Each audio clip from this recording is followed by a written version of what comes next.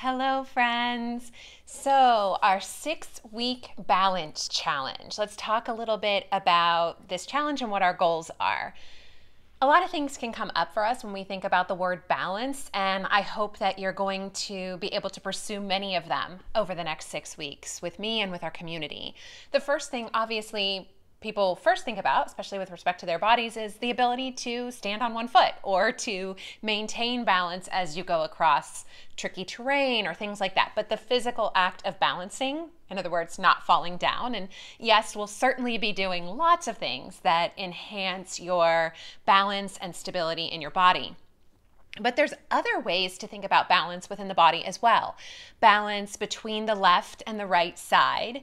So over the 6 weeks, you might explore possibly doing some things with your non-dominant hand. We've talked about this before, but maybe you brush your teeth with your non-dominant hand over the next 6 weeks, or you try unlocking your front door, other things. Just kind of explore balance between the left and the right side of your body in this challenge. And then there's also a balance of complementary muscle groups. So one of the things that we talk about, we're going to dive into in week 1 when we talk about basic stance and alignment, is the opposite muscle group. So in the front of the legs, we have the quads, and many of us are walking and holding ourselves up with our quads, and the quads are overly strong, whereas the muscles that we would ideally be using for those things, the posterior chain, the glutes and the hamstrings, are underused. So we're going to be doing some work to find out which parts of you are overused and which parts of you are underused, because that's an element of balance. And then, of course, especially with our mindset work, we're going to take these lessons that we learn physically from the pursuit of balance and try to apply that to our life in general. I think oftentimes we feel out of balance in our life when we feel like we're giving a lot of our time or our energy or our resources to one priority to the neglect of others. So we might get really busy on a project at work and feel like we're neglecting our relationships with our friends and family.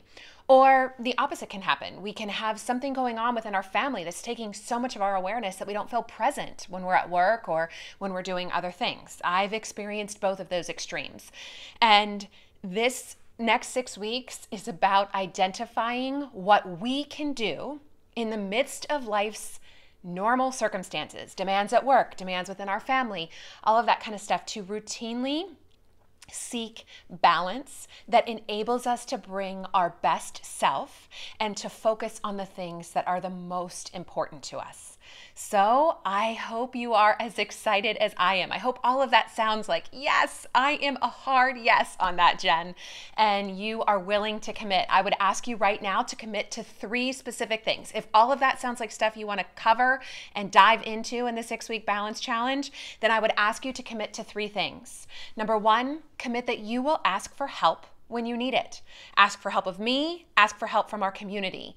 We are here to support each other, but you can't sit on your island and not ask for help. Raise your hand and say, I'm struggling with X, or I need help with Y. That's what I'm here for. That's the power of this amazing, amazing community you are tapped into. The second thing I'd ask you to commit to is that when you fall down, you're going to get back up again.